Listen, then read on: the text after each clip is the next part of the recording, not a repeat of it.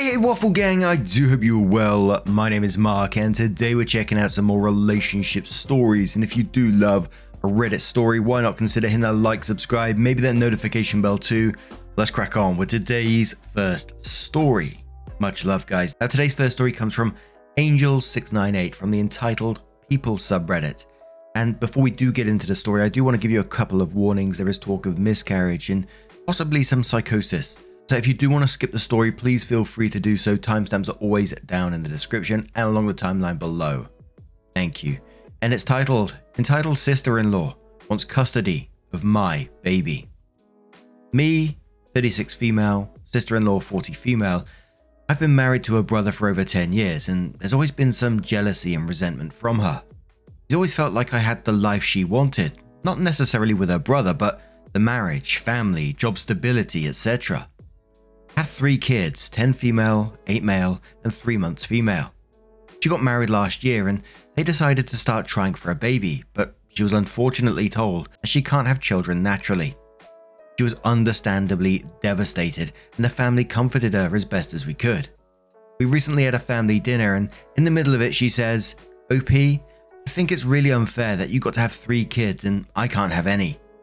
Your baby is my last chance to raise a child and I think you should give her to me during the next week so I can create a motherly bond with her and you can have her on weekends." Before I could respond, the entire table erupted with everyone talking at once. I took my older kids upstairs.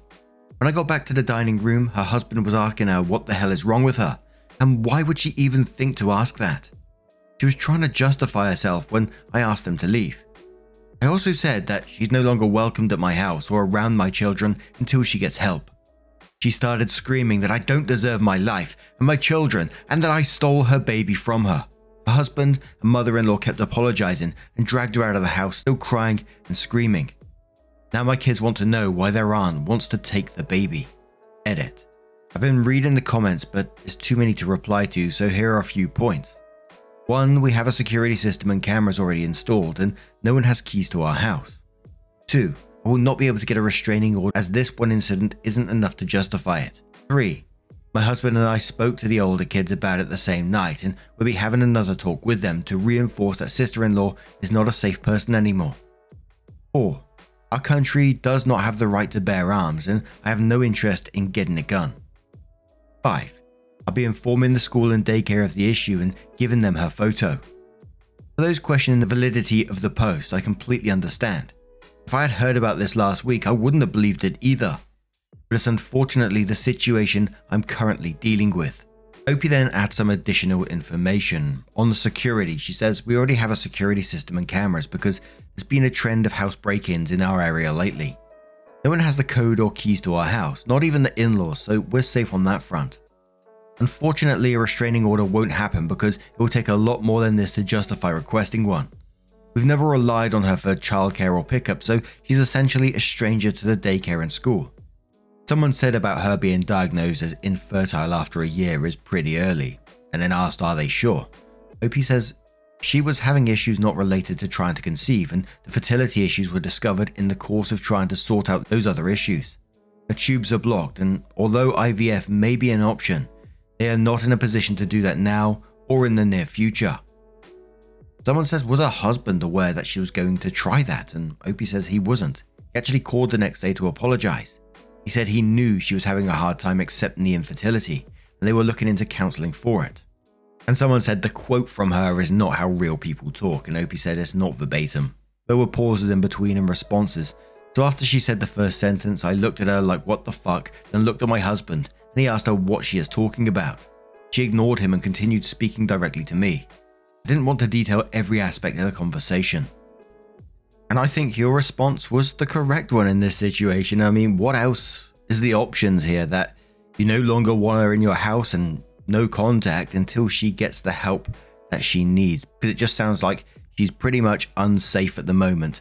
And I really do hope that they seek the help that she needs in this situation. While it's, you know, incredibly scary for OP what she heard, and because of course that's going to be extremely unsettling and worrying, and no contact at the moment is definitely the correct way to go about it. But I still hope that the sister-in-law does get some help for what they are going through at the same time. Not defending the behavior, of course, but they are clearly in need of some mental help. But Too Old says, when I was a kid, a distant family member, A, suffered a miscarriage about 3 months before her sister, B, announced her pregnancy. A insisted her baby moved into B and she would reclaim her baby when B delivered. I remember a lot of talk about crazy cousin A, as if it were comedy material. It took a kidnapping attempt to get the family to take it seriously. I'm glad your family sees this for the serious problem it is. I hope your sister-in-law gets therapy and that it works for her. 32-bit quotes a section of that comment and replies and says, I was going to mention something like this to OP. It sounds like the family is taking it seriously, thankfully, but it never hurts to have a conversation about it to make sure they're actually taking it seriously and not just paying lip service. It's really easy to say she needs help and then offer her no support in doing so, and/or just ignoring her while the issues continue to fester until it leads to something like what happened to you. Biology can make otherwise normal people jump to completely unhinged, seemingly out of nowhere.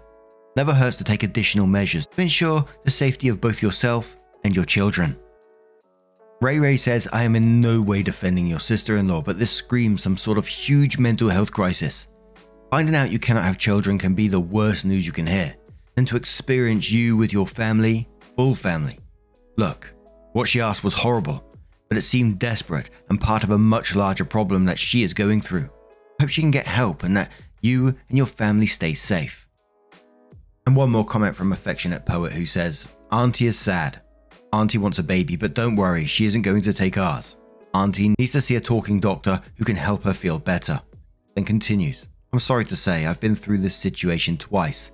Once during the marriage of 40 years as well as in my brief starter marriage. During the former, a sister-in-law joked endlessly about taking one of my sons, which became deeply unfunny in very little time. When at last she bore her own son, she left my 3 alone. During the latter marriage, I had wisely chosen to not procreate, which became the problem. In the eyes of my infertile sister, my womb was just sitting there. Why couldn't I be inseminated by my brother-in-law via turkey baster? My own selfishness, my in-laws concluded, prevented me from gestating, giving birth to and surrendering the newborn to a deeply entitled couple whose religious, political, and social affiliations in no way reflected my own. I got out of that family soon after several holiday meals had degenerated into shouting and sobbing, sometimes both at once. So OP updated 12 days later and said, so my sister-in-law has been admitted to a psychiatric facility. In the comments of my previous post, I mentioned that her husband was seeking out counseling for them to deal with the infertility prior to this incident. After the incident, he sought out a psychiatrist rather than a counselor, and they had their first session last week. I didn't get the specifics of what happened, but basically she made some statements that psychiatrists felt indicated she was a danger to others, my baby and me, and she was placed under an involuntary hold. My brother-in-law had been nothing but apologetic through this entire ordeal, and he kept her away from us since the incident. Mother-in-law was staying with them to keep an eye on sister-in-law. She tried to leave the house in the middle of the night to see her baby. Also, brother-in-law found her researching how to induce lactation, and she said it was to make sure she can feed the baby properly when I come to my senses and give her up. From what brother-in-law has said, seeing me breastfeed is apparently what triggered the entire episode. It was the first time sister-in-law was around the baby for any length of time, and she was holding her when she got fussy because she was hungry. Naturally, I took her to feed her, and this made sister-in-law feel inadequate because it triggered the thought that she would never be able to do that, which led to the events of the last post. I'm grateful for all the advice that was offered on my last post, as some of it was really helpful.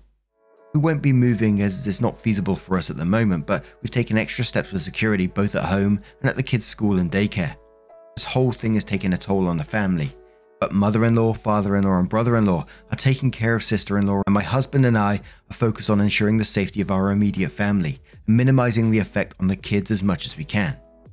And someone suggests therapy for the kids, and Obi says, my kids were able to have 2 sessions with a guidance counselor at school. One with both of them and then individual sessions with my husband and I. And my husband and I are looking into a therapist to have a few family sessions as well. I don't want my kids to be fearful and unable to enjoy their childhood because of this. And you know, that must be absolutely terrifying to see a family member go through this and what it means for your family and your own safety and your children, etc. And I'm super glad that everyone seems to be on OP's side. I know you're probably saying, yeah, why wouldn't they be? But you know, we've seen a lot of stories where people seem to go against the OPs in situations like this. But I'm glad it wasn't the case in this story, and hopefully sister-in-law is going to be getting the help that they need, which I know is not a quick fix, but I'm glad it's happening anyway. But what do you guys make of this situation? Let us know your thoughts down in the comments below. Let's move on to another story.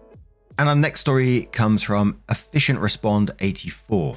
And before we do get into this one, I do want to give you some warnings as well. It does contain talk of infertility issues, stillbirth, and mentions of faking illness for attention. And it's titled, "Am I the arsehole for smashing a little girl's face in the cake?" Yesterday, we had a delayed birthday party for my nephew, 8 male, as he had his appendix removed during his birthday. In a long line of illnesses that he has had over the last few years, that was the most recent issue. He was born premature. The last 2 years, it was immediate family only. This year, we all went out. We got the bouncy castle, a chocolate fountain, booked tickets for go-karts for next weekend, a big cake with different marzipan roses and plant leaves molded in chocolate from different trees. He's very interested in botany and insects. The cupcakes also had different flowers, leaves, and insects on them. This cost my sister a lot, as they were painstakingly made due to the details. My brother-in-law's friend is married to a woman that is a bit special. He's not a very close friend, but he is included in events. They were both married previously and have 3, him and 2, her, children from previous relationships. All of them above 15. They do have a 10-year-old daughter, known as their rainbow baby, as she was born after 2 IVF rounds, 4 miscarriages and 1 stillbirth. She will gladly tell everyone about a health journey to conception, a miracle baby, even if you tried to shut her up. She wore a cream-colored dress at my sister's wedding, upstaged another friend of hers' proposal by announcing her pregnancy. When her own sister-in-law graduated, she faked being ill, as she has only gone as far as college and not beyond, and couldn't take the attention her sister-in-law was getting. She fakes fainting spells when she doesn't get the attention she needs. Her daughter does the same. She'll fake a seizure when the conversation topic moves on from her, etc. At the party, I was in charge of food and I set up the cakes, cupcakes, and other refreshments in the front room, as there would be lots of children running around and we didn't want grubby hands all over them before my nephew blew out the candles. Megan kept disturbing me going in and out of the room and her mother egged her on. She asked if she could take a picture of Megan eating the cupcake and then she would join the others in the garden.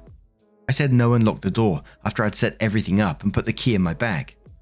After about an hour or so of games, people started to move towards the table area and my sister asked me to go get the candles and cake ready. Megan ran ahead of me and as I entered the hallway, she unlocked the door, which to me was a surprise as the key should have been in my bag.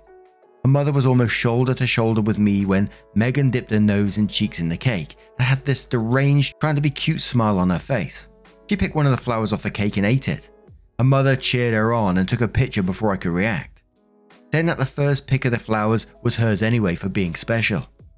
A few more people were in the hallway at this point, including my nephew and sister. He didn't look happy. I don't know what came over me, but I walked up to Megan and smashed her head into the cake. The aftermath was not pretty. Her mother started screeching, which brought more people into the small hallway and the front room. Megan started crying and her father threatened to do some not so nice things to me before my brother-in-law managed to interfere. He had to literally drag him out of the house. Some people in the crowd laughed and others stayed quiet. Then those who missed it asked questions and I explained what happened. Megan and her mother, who were still in the room, tried to justify their actions, even saying that I was the one that ruined the cake.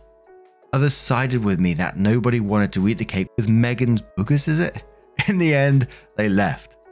My sister had cancelled Megan and her family's go-kart tickets. She also billed Megan's mother for the cake. Megan's mother forwarded the bill to me via WhatsApp message and I refused to pay for it. She said what her daughter did was fixable, but how I reacted was not. She also billed me for Megan's dress dry cleaning. I have no intention of paying for that either. There's been quite a commotion on Facebook and WhatsApp groups and my sister is threatening with small claims court. Older generations say I'm the arsehole as I reacted inappropriately. Am I the arsehole for making a mountain out of a molehill? So the first question on this one, which OP responded to, said not the arsehole, what the hell? Why exactly is this family invited at all? What did the dads say to each other? OP said there was some shouting on the driveway. Her father sent me threatening text. My brother-in-law wasn't happy about it. They went to discuss the matter at the local pub. A couple of the other guys went to mediate. They're not back yet. Sounds like a good idea, putting alcohol in the mix. Oh dearie me. Someone asked, did OP apologize to the nephew? And OP said, thanks for the thoughtful reply. I've already apologized to him, and as he is still upset about the cake today, I told him I would make it up to him. He says he knows the cake was ruined due to Megan's behavior, but was still sad that his birthday party became about Megan and her mother. Even when the children were done eating the remainder of the food, they talked about the incident and didn't talk much about his party. Thinking back, I guess I should have put her mother's face in the cake. Oh well, done is done, and I don't have a time machine. Ninja says, tell Megan's mother she stole the key out of your pocket. They clearly pre-planned to ruin the cake, therefore she can pay for it. If she has a problem with that, then she shouldn't let her daughter ruin other people's cakes and parties. OP says, some of the other children told Megan and said she took the key. All our bags and coats were in the middle of the dining room as there isn't enough space for all that in the entrance. The garden is decent size, so the party had to take place there for everyone to fit. Two of the children of other guests told her not to go in the bags and coats, but she did until she found the key. Rude Conclusion says, I can't believe I'm actually saying not the arsehole on a post where he got physical with a child. But this is the worst kind of entitled brat, and the mother is batshit crazy. I'm just sorry it wasn't the mother's face that was trashed in the cake. Not the arsehole. Guppy says, wow, I was ready to say you're the arsehole because I absolutely hate when people do that, but yeah. Gonna go ahead and say not the arsehole. That girl, and especially her mother, need to learn boundaries and that everything isn't about them. I wouldn't have even invited them, but you aren't the parent and had no control over that. Hope your nephew had a great time though. Other than the brat and the cake, it sounds like you all really set up a special day. Renegade Dragonfly says, I may be unpopular, but everyone sucks here. The girl sounds rude and entitled, and her mother sounds like a nightmare. They should be ashamed of themselves, but that is not a healthy way to teach a child a lesson.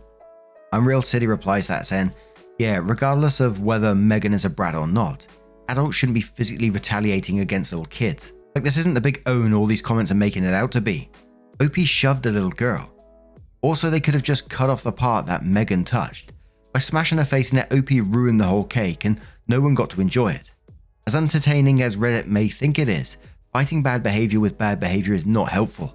Instead of reflecting on how her actions may have hurt others, Megan is probably always going to look back on this moment as a time when she was the victim. Grey Wandering Fish says, everyone sucks here. The nephew is the real victim here and deserved the perfect, wonderful birthday and a cake he didn't get to have. You should have called out bad behavior from the start. They kept testing you, upping the ante each time and poking the bear thinking it's okay because there wasn't any consequence or pushback. And then the bear got them. The daughter is a brat, but she's a product of a crappy mother and still a child. You're an adult. If they are both acting like childish brats, be the adults and call out the bad behavior and show them the consequences before it festers and blows up to this. Now, there was a lot of not the arsehole comments on this. There was some everyone sucks here as well, but I thought I was going crazy while I was reading those comments. Because don't get me wrong, I get it. The child is a brat. Like the last comment said, still a product of her mother, who is a huge pain in the ass herself. But it had me thinking, I'm not sure if it was, when Megan touched the cake, it sounded like, you know, it's possibly salvageable. Again, I don't know the full ins and outs, but it sounded like, you know, there may be a way to salvage some of that cake. But instead, you chose to grab a 10-year-old's head and smash it into a cake. Smash, that's the words that you used. Physically assaulting a child as an adult. Come on now. We covered a cake smashing story a couple of months ago, and I've heard and seen some horrific things that go wrong when people do these cake smashing trends. And I know it wasn't a trend in this particular situation, but it still could have went awfully wrong. And you completely destroyed the cake as well. Like I said before, you might not have been able to recover it previously, but it sounded like, you know, she pulled a flower off it, she probably put some fingerprints on it or whatever. That's what it sounded like to me in that story. I might be completely wrong. But you went and shoved her face in it, which completely wrecked the whole cake. And I'm just scrolling through here. I've just spotted another comment that mentioned about, you know, cakes sometimes have skewers in them, especially these custom built cakes and things like that, which was a possibility as well. There was just, oh man, it's a scary thought. And I know I shouldn't go down this path of what if, because it didn't happen in this particular story, but I just can't agree with grabbing a child's head, regardless of how much they're a brat, and smashing it into a cake is the right way to go about things as an adult. As always, not excusing their behavior. Like it was said, Megan sounds like a little turd, the mum sounds like a right arsehole, but doing that to a kid, man, I can't agree with it. But what do you guys make of this situation? Let me know your thoughts down in the comments below. Now, just a huge thank you from the bottom of my heart for getting involved in today's stories. Your love, your support, your time always means the absolute world to me. So thank you so much for being involved. Truly, you're amazing. And hopefully we'll see you in the next one. Take care and much love.